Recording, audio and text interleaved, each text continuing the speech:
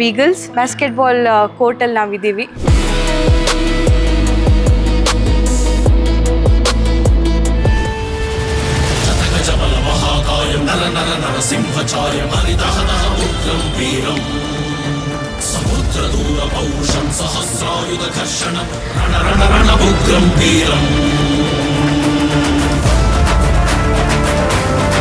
ತ್ರೋಗೆ ಅಷ್ಟು ಕಾನ್ಸಂಟ್ರೇಟ್ ಮಾಡ್ತಿಲ್ಲ ಗುದ್ದು.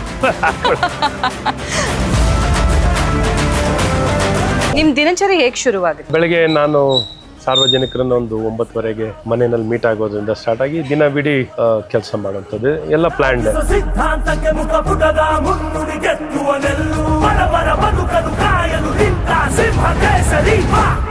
ಸ್ಪೋರ್ಟ್ಸ್ ದೃಷ್ಟಿಕೋನದಿಂದ ನಿಮ್ಮ ವ್ಯೂ ಏನು? ನಮ್ಮ ಇಂಡಿಯನ್ ಪ್ಲೇಯರ್ಸ್ಗಾಗಿರ್ಬೋದು ಅಥವಾ ಇಂಡಿಯನ್ ಗೇಮ್ಸ್ ಆಗಿರ್ಬೋದು. ನೀವೇನು ಪ್ರೊಫೆಷನಲ್ ಆಗ್ತಿರೋ, ಗೋಲ್ಡ್ ಮೆಡಲಿಸ್ಟ್ ಆಗ್ತಿರೋ, ಒಲಿಂಪಿಯನ್ ಆಗ್ತಿರೋ ಅನ್ನೋದು ಇನ್ನೊಂದು ಭಾಗ. ಮೊದಲು ಎಲ್ಲರೂ ಆಡಬೇಕು ಅನ್ನೋಂಥದ್ದು.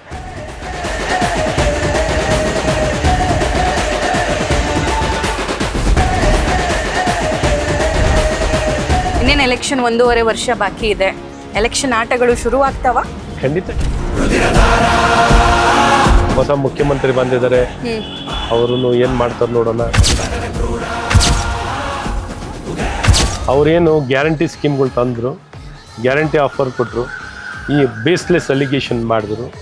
ಸೊ ಈ ರೀತಿ ಮಾಡ್ಕೊಂಡು ಹೋಗಿ ಎಲೆಕ್ಷನ್ಗೆ ಬಂದಿದ್ದಾರೆ ಹೊರತು ಇಟ್ ಇಸ್ ನಾಟ್ ಎಫೆಕ್ಟಿವ್ಲಿ. ನಮ್ಮ ಸರ್ಕಾರದ ಅವಧಿಯಲ್ಲಿ ಪ್ರಾಬಲಿ ನಾವು ಕೋವಿಡ್ ನಿರ್ವಹಣೆ ಎಷ್ಟು ಎಫೆಕ್ಟಿವ್ ಆಗಿ ಎಷ್ಟು ಚೆನ್ನಾಗಿ ಕೋವಿಡ್ ನಿರ್ವಹಣೆ ಮಾಡಿದ್ರು. ಪ್ರಾಬಲಿ ಇವರಿದ್ದರೆ ಎಲ್ಲ ಸ್ಮಶಾನನೇ ಆಗಿರೋದು.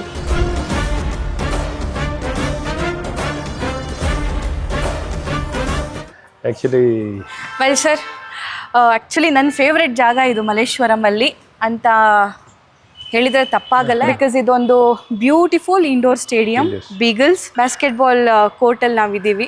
ನೀವು ಬಾಸ್ಕೆಟ್ಬಾಲ್ ಆಡ್ತಿದ್ರಾ? ಕಾಲೇಜ್ ಡೇಸ್ನಲ್ಲಿ ಆಡ್ತಿದ್ದೆ. ಸ್ಕೂಲು ಮತ್ತು ಕಾಲೇಜ್ನಲ್ಲಿ ಇರ್ಬೇಕಾದ್ರೆ ಬಾಸ್ಕೆಟ್ಬಾಲ್ ಆಡ್ತಿದ್ದೆ. ಸೊ ಹಾಗಾಗಿ ಬಾಸ್ಕೆಟ್ಬಾಲ್ ಭಾಳ ಇಷ್ಟ ನನಗೆ. ಹೌದಾ? ಮತ್ತು ಇಲ್ಲಿ ನಾನು ಆಲ್ಮೋಸ್ಟ್ ಮೊದಲು MLA ಆಗೋ ಮುಂಚೆ ಪ್ರತಿದಿನ ಬರ್ತಾ ಇದ್ದೆ. ನನ್ನ ಫ್ರೆಂಡ್ಸ್ ಎಲ್ಲ ಇಲ್ಲಿ ಬೀಗಲ್ಸ್ ಬಾಸ್ಕೆಟ್ಬಾಲ್ ಅವರೇ ಎಲ್ಲ ಸೇರ್ತಿದ್ದು. ಇದೊಂಥರ ನಮಗೆ ಮೀಟಿಂಗ್ ಪ್ಲೇಸ್ ಇದ್ದ ಹಾಗೆ. ಓಕೆ. ಇವಾಗಲೂ ಈಗ MLA ಆದಮೇಲೆ ಎಲ್ಲ ಕಡೆ ಇರಬೇಕು, ಹಾಗಾಗಿ ಅಪರೂಪಕ್ಕೆ ಮೀಟ್ ಆಗ್ತೀನಿ. ಯಾವಾಗಾರ ಇಲ್ಲಿ ಕರೆದಾಗ ಮೀಟ್ ಆಗ್ಬೇಕಾದ್ರೆ ಫಂಕ್ಷನ್ಸ್ ಇದ್ದಾಗ ಬರ್ತೀನಿ ಅಷ್ಟೇ. ಇದು ನನ್ನ ಜಾಗ ಅನ್ಸುತ್ತೆ ಒಂಥರ. ಹೌದಾ? ನನ್ನ ಜಾಗ. ನಿಮಗೆ ಸ್ಟೂಡೆಂಟ್ ವೈಬ್ ಕನೆಕ್ಟ್ ಆಗುತ್ತಾ? ಡೆಫಿನೆಟ್ಲಿ. ಇಲ್ಲಿ ಇರುವಂಥ ಎಲ್ಲ ನಮ್ಮ ಸ್ನೇಹಿತರುಗಳೆಲ್ಲ ಇವರೇ. ದಿಲೀಪ್ ಸರ್ ಒಲಿಂಪಿಯನ್, ಇಂಡಿಯಾನ ರೆಪ್ರೆಸೆಂಟ್ ಮಾಡಿದ್ರು ಕರ್ನಾಟಕದಿಂದ. ಆ ಟೈಮಲ್ಲಿ ಏಕೈಕ Olympian. Wow, nice meeting sir. Saba ಅವ್ರದ್ದು ಚಾನಲ್, ನ್ಯೂಸ್ ಆಂಕರ್, ನಾನು ಜರ್ನಲಿಸ್ಟ್. ಅವ್ರದ್ದೇ ಓನ್ ಫೌಂಡರ್. ಇಲ್ಲ ಸರ್, ಸಣ್ಣದಾಗೇನೋ ಮಾಡ್ಕೊಂಡಿದ್ದೀವಿ ಡಿಜಿಟಲಿ. ಕವರೇಜ್ ಮಾಡೋದಕ್ಕಿಂತ ಸ್ಪೋರ್ಟ್ಸ್ ಕವರೇಜ್ ಮಾಡೋದು it's totally different. How do you feel? ಅವರು ಬಾಸ್ಕೆಟ್ಬಾಲ್ ಪ್ಲೇಯರ್. ಹೌದು. ನಾನು PU ವರೆಗೂ ಆಡಿದೆ. ಅದಾದ್ಮೇಲೆ ನನ್ನ ತಾಯಿ ನನಗೆ ಅಲೋ ಮಾಡಲಿಲ್ಲ. ಸೊ ಹಾಗಾಗಿ ಸರ್ಪ್ರೈಸಿಂಗ್ಲಿ ನಾನು ಐ ಥಿಂಕ್ ಆಫ್ಟರ್ 15 years ಈ ಬಾಲ್ನ ಇಟ್ಕೊಳ್ತಾ ಇದ್ದೀನಿ. ನಾನು ಬೇರೆ ಕಡೆ ಎಲ್ಲ ಹೋಗೋಕ್ಕಿಂತ ನಾನು ಹೇಳಿದೆ ಇದು ನಂದು ಒಂದು ಮೋಸ್ಟ್ ಫೇವ್ರೆಟ್ ಪ್ಲೇಸ್ ನಂದು. ಹಾಗಾಗಿ ಇಲ್ಲೂ ಬನ್ನಿ ಕರ್ಕೊಂಡು ಹೋಗ್ತೀನಿ. ಇಲ್ಲಿ ಯಾರ್ಯಾರು ಪ್ರಾಕ್ಟೀಸ್ ಮಾಡ್ತಾರೆ? ಇದು ತುಂಬಾ ಜನ ಮಾಡ್ತಾರೆ.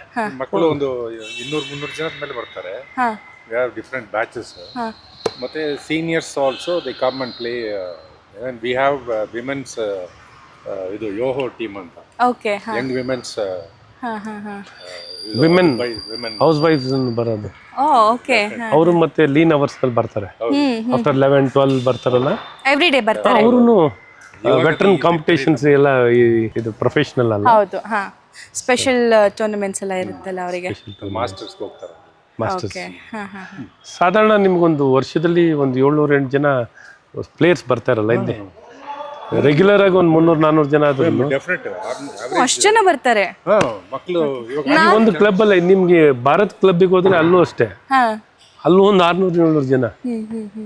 ನಾನು ಅಡ್ಮಿಷನ್ ನಮ್ಗೆ ತಗೋಬೇಕು ಅಂದ್ರೆ ಏನಿದೆ ಸರ್ ಪ್ರಾಸೆಸ್? ಏನಿಲ್ಲ, ಜಾಯಿನ್ ಆಗ್ಬೋದಾ? Okay, thank you so much sir. ಈ ಒಳ್ಳೆ ಜಾಗಕ್ಕೆ ಕರ್ಕೊಂಬಂದ್ರಿ, ರೀಕನೆಕ್ಟ್ ಆಗುವಂಥದ್ದು. ಸೊ ಇದನ್ನ ಯಾವಾಗ ನೀವು ಡೆವಲಪ್ ಮಾಡಕ್ಕೆ ಸ್ಟಾರ್ಟ್ ಮಾಡಿದ್ರಿ ಸರ್? 2009 ಅಲ್ಲಿ ನಮ್ಮ ಕಾಂಟ್ರಾಕ್ಟರ್ ಭಾಳ ಡಿಲೇ ಮಾಡಿ ನಮಗೆ ಆಲ್ಮೋಸ್ಟ್ ಕಂಪ್ಲೀಟ್ ಮಾಡೋಷ್ಟೊತ್ತಿಗೆ 18 ಆಗ್ಬಿಡ್ತಲ್ಲ. 18 ಮಾರ್ಚ್. ಒಂದು 9 ವರ್ಷ ತಗೊಂಡು 9 ಇಯರ್ಸ್. 9 ಇಯರ್ಸ್. ಸ್ವಲ್ಪ ಈ ಸ್ಪೆಷಲ್ ರೂಫಿಂಗು ಮತ್ತು ಅವರು ಕೆಲಸ ನಿಲ್ಲಿಸ್ಬಿಟ್ಟು ರೀಟೆಂಡರ್ ಆಯಿತು. ಹೊಸ ಕಾಂಟ್ರಾಕ್ಟರ್ನ ತಂದು ಈ ಕೆಲಸ ಪೂರ್ತಿ ಮಾಡೋವಂಥದ್ದಾಯ್ತು. ಇದು ಒಂಥರ unique, compact and dedicated for the game. And ಇನ್ನೊಂದು ಏನಂದ್ರೆ ಈ ಅವ್ರಿಗೆ ಗೊತ್ತಿದ್ದಂಗೆ ಒನ್ ಆಫ್ ಇಟ್ಸ್ ಕೈಂಡ್ ಅಂತ ಹೇಳ್ಬೋದು. ಯಾಕಂದ್ರೆ ನಾವು 7 ಗಂಟೆ ತನಕ ಲೈಟೇ ಆನ್ ಮಾಡೋದಿಲ್ಲ, ನ್ಯಾಚುರಲ್ ಲೈಟ್ ಅಂತ. Natural light. ನಿಮ್ಗೇನು ಅನ್ಸುತ್ತೆ ಅಶ್ವಥ್ ನಾರಾಯಣ್ ಸರ್ ಬಗ್ಗೆ? ಅಶ್ವಥ್ ನಾರಾಯಣ್ ಹೇಳ್ಬಿಟ್ರಲ್ಲ, ಇದೊಂಥರ ಮರಿದೇ ಇರೋ ಜಾಗ ಅಂತ. ಅವರು he will definitely have special this thing for beagles especially. Attention ತುಂಬಾ ಹೌದು ಜಾಸ್ತಿ ಇಲ್ಲಿ. ಹೌದೌದು. ನಮಗೇನು ಅಟೆನ್ಷನ್ ಕೊಡದೇದಂಗೆ ಮಾಡಿಟ್ಕೊಂಡಿದ್ದಾರೆ, ಅವರೇ ಎಲ್ಲ ಮ್ಯಾನೇಜ್ ಮಾಡ್ತಾರೆ. ನೋಡಿ, ಮೋಸ್ಟ್ ಇಂಪಾರ್ಟೆಂಟ್ BBMP ಕಡೆಯಿಂದ ನಾವು ಖರ್ಚು ಮಾಡ್ದೇನೆ ಮೇಂಟೈನ್ ಮಾಡಿ, ಅಪ್ಗ್ರೇಡ್ ಮಾಡಿ, ಟಾಯ್ಲೆಟ್ಸ್ ಇಂದ ಹಿಡಿದು ಪವರ್ ಬಿಲ್ ಫೆಸಿಲಿಟಿ. ಇದೆಲ್ಲ ಶಾಸಕರ ನಿಧಿಯಿಂದನಾ ಸರ್? ಇದು ಕಾರ್ಪೊರೇಷನ್ ಇಂದ ನಾವು ಕಟ್ಟಿದ್ದು, ಕಾರ್ಪೊರೇಷನ್ ಇಂದ. ಕಾರ್ಪೊರೇಷನ್ ಫಂಡ್ ಇಂದ ಕಟ್ಟಿದ್ದು. ಪ್ರಾಜೆಕ್ಟ್ ಅಂತ ತಗೊಂಡಿದ್ದು, BBMP ಪ್ರಾಜೆಕ್ಟ್ಸ್ ಅಡಿಯಲ್ಲಿ ತಗೊಂಡು ಈ ಪ್ರಾಜೆಕ್ಟ್ನ ಡೆವಲಪ್ ಮಾಡಿದ್ದು.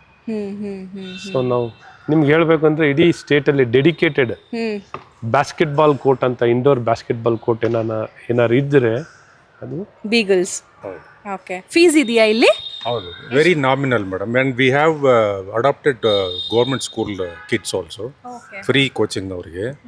ಮತ್ತು we have special this thing for the defence personnel ಮಕ್ಕಳಿಗೆ, ಅವ್ರಿಗೆಲ್ಲ concession of 50 to 60%. they also contribute from their own pocket. ಎಲ್ಲರೂ ದುಡ್ಡು all doing it honorary basis. ಎಲ್ಲರೂ ಬಂದು ಇವಾಗ 6 ಗಂಟೆ ಆದರೆ ಎಲ್ಲ ಕೂತ್ಕೊಂಡು ಏನೇನು ಆಯಿತು ಅಂತ ಜಸ್ಟ್. ಸೊ ಈಗಲೂ ಇದ್ರ ಮೇಂಟೆನೆನ್ಸ್ ಆಗ್ತಾ ಇದೆ ಆಕ್ಚುಲಿ ಇಲ್ಲಿ ನಾವು ಬಂದಾಗ. ಈ ರೀತಿ ಎಷ್ಟು ಚೆನ್ನಾಗಿ ಮೇಂಟೈನ್ ಮಾಡ್ತಾ ಇದ್ದಾರೆ ನೋಡಿ ಡ್ರಿಬ್ಲಿಂಗ್ ನಲ್ಲಿ ತಗೊಂಡು. ಹೌದು, ಈ ರೀತಿ ಯಾರಿಗೆ ಕುಷನ್ ಎಫೆಕ್ಟ್ ಸಿಗೋಂಗೆ, ಇವನ್ ನೀ ಇಂಜುರಿ ಆಗದಂಗೆ ಕುಷನ್ ಎಫೆಕ್ಟ್ ಅಷ್ಟು ಡೆಪ್ತ್ ಅಲ್ಲಿ ಬಫರಿಂಗ್ ಎಲ್ಲ ಇರ್ತದೆ. ಅಷ್ಟು ಚೆನ್ನಾಗಿ ತೊಗೊಂಡಿದ್ದು. ಬೌನ್ಸ್ ನ ತೊಗೊಳೋದಾಗ್ಲಿ, ಕಾಲುಗಳಿಗೆ ಇಂಜುರಿ ಆಗದಂಗೆ. ನೀ ಇಂಜುರಿ ಜಾಸ್ತಿ ಬಾಸ್ಕೆಟ್ಬಾಲ್ ನಲ್ಲಿ. ಸೊ ಇದನ್ನೆಲ್ಲ ನನಗಾಗಿದ್ದ ಇಂಜುರಿ ಇನ್ನೊಬ್ರಿಗೆ ಆಗ್ಬಾರ್ದು ಅಂತ ಅವರು. ಇವರಿಗೆಲ್ಲ ನೋಡಿ ಮಂಡಿ ಬಾಸ್ಕೆಟ್ಬಾಲ್ ನಿಂದ ಆಡಿ ಆಡಿ. Joint replacement about 10-15 years back. It's given our life the game. ಎಷ್ಟು ವರ್ಷ ಆಡಿದ್ದೀರಾ ಸರ್? ಎಷ್ಟಿರ್ಬೋದು ಹೇಳಿ? ಒಂದು 15 years. I played for the state and state almost 23 years. Wow. And captain many years, and the Indian team for about 5-6 years, from 77 to 83, 84. I mean, they recalled me. 85 ಅಲ್ಲಿ ಕರೆದ್ರು, 87 ಅಲ್ಲಿ ಕರೆದ್ರು, ನಾನು ಬರಲ್ಲ ಅಂತ ಬರ್ಬಿಟ್ಟು. ಸೊ ಅದಾದ್ಮೇಲೆ ಬೀಗಲ್ಸ್. I was in charge of the Vijaya Bank, formed the team and brought the team to the one of the top teams in the country. And then I was the sports in charge in Vijaya Bank. Well, sir, nice meeting. Yeah. All the very best. Thank We'll you. see Thank you. Yeah. With proper basketball. ಇದು ಕೆಳಗಡೆ ಇನ್ನೊಂದಿದೆ floor. We'll go, sir. We'll go. Actually, ಆ ball ಕೊಡ್ರಿ ಇಲ್ಲಿ. ಎಲ್ಲೋ ಇತ್ತದು? Arun sir, ಒಂದು ಗೋಲ್ ಹಾಕ್ಬೋದಾ? ಎಷ್ಟು ದಿನ ಆಯ್ತು ನೀವು ಆಡಿ? ಎಷ್ಟು ಕಾಲ ಆಯ್ತು ಈ ಆಡ.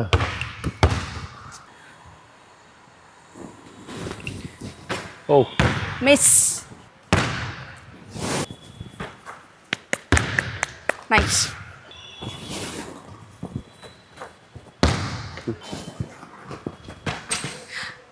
ನೀವು ಆಡುವಾಗ ಯಾವ್ದು ನಿಮ್ಮ ಫೇವ್ರೆಟ್ ಸರ್? ಫ್ರೀ ಥ್ರೋನಾ ಅಥವಾ ಸ್ಟೆಪ್ಪಾ? ಬಾಸ್ಕೆಟ್ಬಾಲ್ ಲೇಪ್ ಹಾಕೋದೇನೆ ಜಾಸ್ತಿ ಇತ್ತು ನಾವು. ಯಾಕಂದ್ರೆ ಥ್ರೋಗೆ ಅಷ್ಟು ಕಾನ್ಸಂಟ್ರೇಟ್ ಮಾಡ್ತಿಲ್ಲ, ಗುದ್ಕೊಂಡು. ಓಕೆ. ಮತ್ತು ಬ್ಯಾಸ್ಕೆಟ್ ಹಾಕ್ದೇದಂಗೆ ನೋಡ್ಕೊಳ್ಳೋದು, ಡಿಫೆಂಡ್ ಮಾಡೋದು. Nice.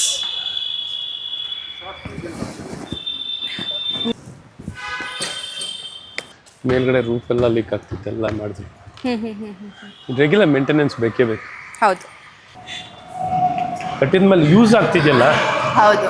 They are producing lot of players. ತುಂಬ ಚೆನ್ನಾಗಿ. ಇಲ್ಲೊಂದು ಜಿಮ್ಮು ತರ್ತಾ ಇದ್ದೀವಿ ಈಗ. ಇಲ್ಲಿ ಮಾಡ್ತಾ ಇದ್ದೀರಾ? ನೈಸ್. ನಮ್ಗೆ ಎಲ್ಲೆಲ್ಲಾಗುತ್ತೆ ಸ್ಪೋರ್ಟ್ಸ್ ಫೆಸಿಲಿಟಿ.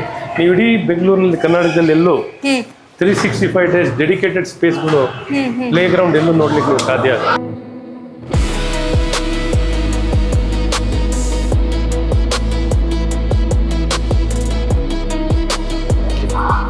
ಏನಿಲ್ಲ 16 ಇಯರ್ಸ್ ಆದ್ಮೇಲೆ ಬಾಲ್ ಹಿಡ್ದಿದ್ದೀನಿ, 15 ಆಲ್ಮೋಸ್ಟ್. ತಗೊಳ್ತೀರಾ? ಇನ್ನೊಂದು ಲೆವೆಲಿಗೆ ಹೋಗುತ್ತೆ. ಏಯ್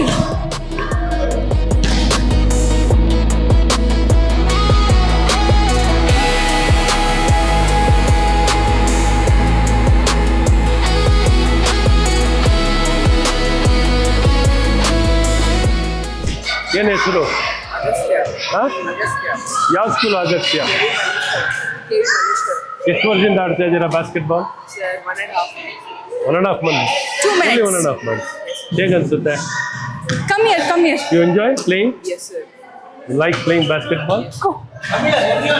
How about you? What's your name? ನಿನ್ನ ಹೆಸರೇನು? ಹರಿಚರಣ್. ಕನ್ನಡ ಬರುತ್ತಾ? ಯಾವ ಸ್ಕೂಲು? ಇಮಾಂಶುನಾ? ಎಷ್ಟು ದಿನದಿಂದ ಆಟ ಆಡ್ತಿದ್ಯಾ ನೀನು ಬಾಸ್ಕೆಟ್ಬಾಲ್? ಆಕ್ಚುಲಿ ನಾನು ಸ್ಕೂಲ್ ಬ್ಯಾಚಲ್ಲಿ ನಾನು 2 ಇಯರ್ಸ್ ಆದೆ. ವೀಕೆಂಡ್ಸ್ ಬ್ಯಾಚಲ್ಲಿ 1 ಇಯರು. ಇವಾಗ ಬಂದ್ಬಿಟ್ಟು 5 ಮಂತ್ಸಿಂದ. 5 ಮಂತ್ಸಿಂದ ಆಡ್ತೀವಿ. ಸೊ ಹೇಗೆ ಅನ್ಸುತ್ತೆ ಇಲ್ಲಿ? 4 years. How do you find this place? So good. You really like to be here? You enjoy playing basketball? How long you play here? 2 years. ಹತ್ರ ಅಲ್ವಾ ಆಗುತ್ತೆ ಅಂತ. Yeah, 4 months. 4 years. When you come, you play here for half an hour, 1 hour? 1 hour. So you get tired? No. You want to play more? Yes. Any suggestion? Good. All the best. Keep playing. Continue to play. Thank you. All the best.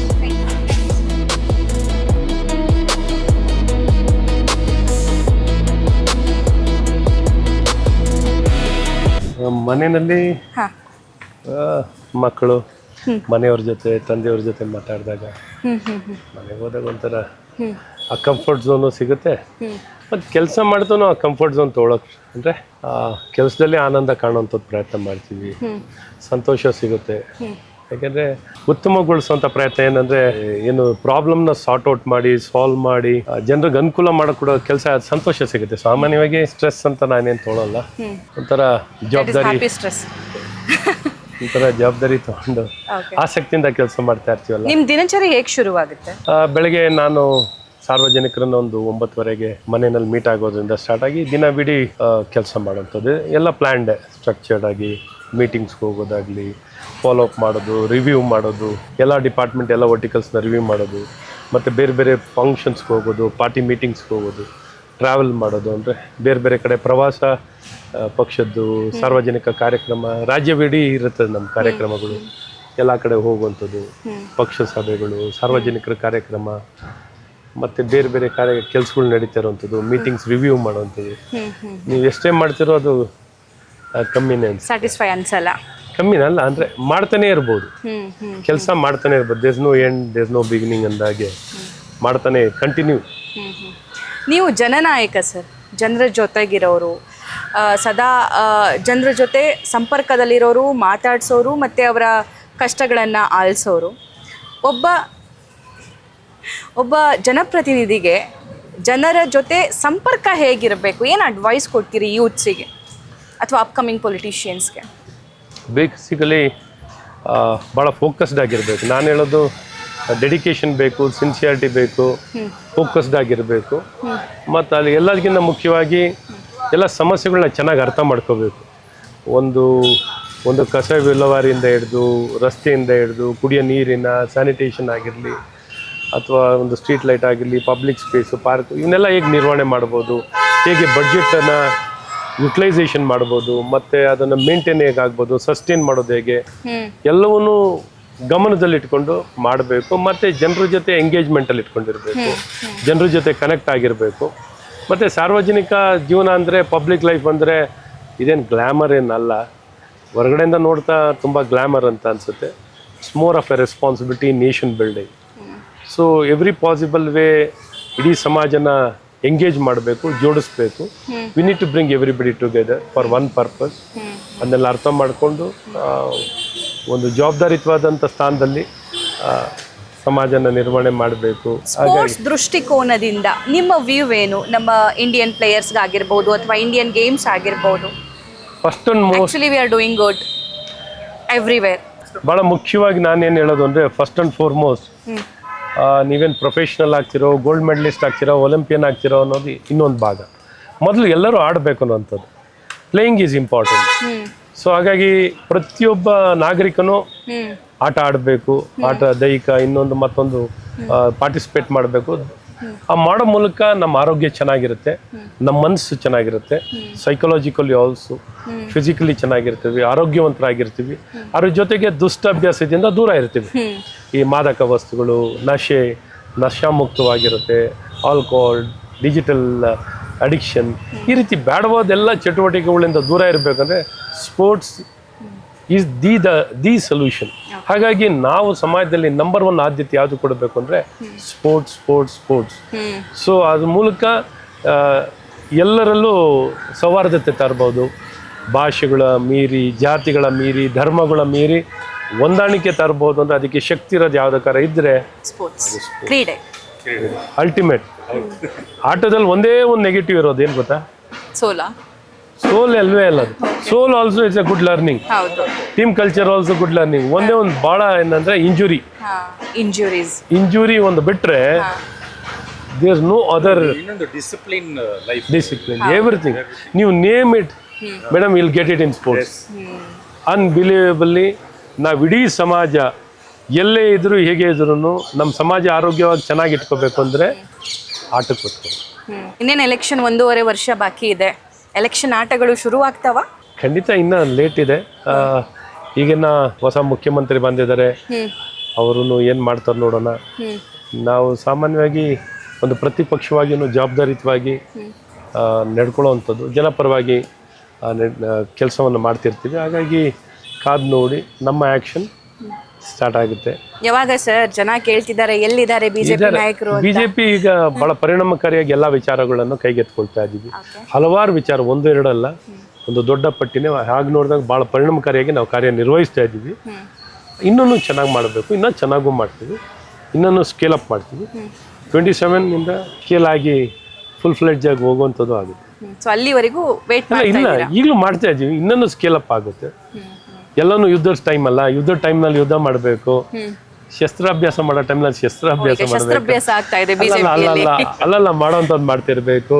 ವಿಚಾರವನ್ನ, ಜನರ ಸಮಸ್ಯೆಯನ್ನು ಕೈಗೆತ್ಕೊಳ್ಳುವಂಥದ್ದು, ಸರ್ಕಾರಕ್ಕೆ ಮನವರಿಕೆ ಮಾಡೋದು, ತಿಳಿಸೋದು, ಸಂಪರ್ಕ ಮಾಡೋದು, ಸಮಾಲೋಚನೆ ಮಾಡೋವಂಥದ್ದು ಎಲ್ಲ ಸೂಕ್ಷ್ಮವಾಗಿ ಜವಾಬ್ದಾರಿಯುತವಾಗಿ ಮಾಡೋಂಥ ಪ್ರತಿಯೊಂದು. ಬಟ್ ನೀವು DCM ಆಗಿದ್ದಾಗ ಕಾಂಗ್ರೆಸ್ನವರು ಶಸ್ತ್ರಾಭ್ಯಾಸನೇ ಮಾಡಲಿಲ್ಲ. ಶಸ್ತ್ರಗಳು ಸಿಗ್ತಾ ಇದ್ದಂತೆ ಅವರು ಬಾಣಗಳ ಪ್ರಯೋಗ ಆಗ್ತಾ ಇತ್ತು, ಶಸ್ತ್ರಾಸ್ತ್ರಗಳ ಪ್ರಯೋಗ ಆಗ್ತಾ ಇತ್ತು. ಏನು ಮಾಡಿದ್ದೇನು ಇರಲಿಲ್ಲ.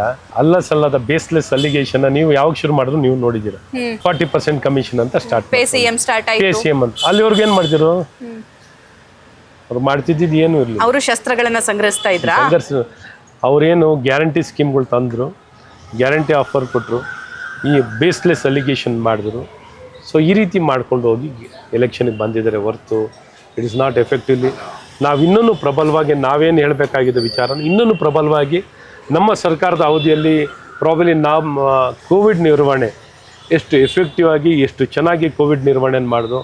ಪ್ರಾಬಲಿ ಇವರಿದ್ದರೆ ಎಲ್ಲ ಸ್ಮಶಾನನೇ ಆಗಿರೋದು. ಸೊ ಕಾಂಗ್ರೆಸ್ನವ್ರು ಇದ್ದರೆ, ಯಾಕೆಂದರೆ ಪಕ್ಷ ಏನು ಹೇಳೋಕೆ ಹೋಗ್ತಿಲ್ಲ ನಿಮ್ಮ ಚಾನಲಲ್ಲಿ, ಈಗ ಕಾಂಗ್ರೆಸ್ನವ್ರು ಏನಾರು ಇದ್ದರೆ ಅವರ ನಿರ್ವಹಣೆ ಯಾವ ಮಟ್ಟಕ್ಕಿರುತ್ತೆ ಅಂತ ಈಗಲೂ ನೀವು ನೋಡ್ಬೋದು. ಎಲ್ಲ ಯಾವುದೇ ಆಸ್ಪೆಕ್ಟಲ್ಲಿ ಆಗಲಿ, ಎಜುಕೇಷನಲ್ಲಿ ಫೇಲ್ಯೂರು, ಹೆಲ್ತ್ ಕೇರ್ನಲ್ಲಿ ಫೇಲ್ಯೂರು, ಇನ್ಫ್ರಾಸ್ಟ್ರಕ್ಚರ್ನ ಫೇಲ್ಯೂರು, ಎಕನಾಮಿನಲ್ಲಿ ಫೇಲ್ಯೂರು, ಎಂಪ್ಲಾಯ್ಮೆಂಟ್ನಲ್ಲಿ ಫೇಲ್ಯೂರು, ಸ್ಕಿಲ್ಲಿಂಗ್ನಲ್ಲಿ ಫೇಲ್ಯೂರು, ಆಡಳಿತದಲ್ಲಿ ಫೇಲ್ಯೂರು, ಡೆವಲಪ್ಮೆಂಟ್ನಲ್ಲಿ ಫೇಲ್ಯೂರು. ಒಂದೇ ಒಂದು ಯಶಸ್ವಿ ಏನಂದರೆ ಭ್ರಷ್ಟಾಚಾರ, ಕೆಟ್ಟ ಆಡಳಿತ ಕೊಡೋದ್ರಲ್ಲಿ ಎಲ್ಲದರಲ್ಲೂ ಫೇಲ್ಯೂರು. ಮತ್ತು ಜಾತೀಯತೆ ತರೋದು, ತುಷ್ಟೀಕರಣ ತರೋದು, ಅಲ್ಲ ಸಲ್ಲದ ಆಪಾದನೆ ಮಾಡೋದು, ಇದರಲ್ಲಿ ಕಾಂಗ್ರೆಸ್ಸಿಗರು ಅಂದರೆ ಎತ್ತಿದ ಕೈ. ಅವ್ರು ನಿಮ್ಮಲ್ಲಿ ಯಾವ್ಯಾವ್ದು ಆರೋಪಗಳನ್ನ ಮಾಡ್ತಿದ್ದಾರೆ ಎಲ್ಲಾನು ನೀವು ಅದನ್ನ ಲಿಸ್ಟ್ ಮಾಡಿ ಹೇಳಿದ್ರಿ ಸರ್. ಎಜುಕೇಶನ್ಗೆ ಸಂಬಂಧಪಟ್ಟಂಗೆ, ಭ್ರಷ್ಟಾಚಾರಕ್ಕೆ ಸಂಬಂಧಪಟ್ಟಂಗೆ, ನಿರುದ್ಯೋಗಕ್ಕೆ ಸಂಬಂಧಪಟ್ಟಂಗೆ. ಆಯ್ತು ನಾನು ಆಪಾದನೆ ಮಾಡಿದ್ನ ನಾನು ಸಾಬೀತುಪಡಿಸ್ತೀನಿ. ಈಗ ಹೇಳಿ, ಇವರು ಬಂದಾದ್ಮೇಲೆ ಒಂದು NEPನೂ ಮಾಡಲಿಲ್ಲ, SEPನೂ ಮಾಡಲಿಲ್ಲ. ಈ ಎಜುಕೇಷನ್ ಯಾವ ಸಬ್ಜೆಕ್ಟ್ ಅಡಿಯಲ್ಲಿ ಬರುತ್ತೆ? Concurrent subject. NEP ಅನ್ನೋಂಥದ್ದು ಇದೇನು ಮೊದಲನೇ ಬಾರಿ ಆಗ್ತಿರೋದು ರಾಷ್ಟ್ರದಲ್ಲಿ, 3ನೇ ಬಾರಿ ಆಗ್ತಿದೆ. ರಾಜೀವ್ ಗಾಂಧಿ ಅವರಿದ್ದಾಗಲೇ, ಇಂದಿರಾ ಗಾಂಧಿ ಕಾಲದಲ್ಲಿ ಫಸ್ಟ್ NEP ಬಂದಿದ್ದು, ಸೆಕೆಂಡ್ NEP ಬಂದಿದ್ದು ರಾಜೀವ್ ಗಾಂಧಿ ಕಾಲದಲ್ಲಿ, 3ನೇದು ಬಂದಿದ್ದು ಈಗ ನರೇಂದ್ರ ಮೋದಿ ಅವ್ರ ಕಾಲೇಜಲ್ಲಿ. ಏನಿದೆ ಅಲ್ಲಿ?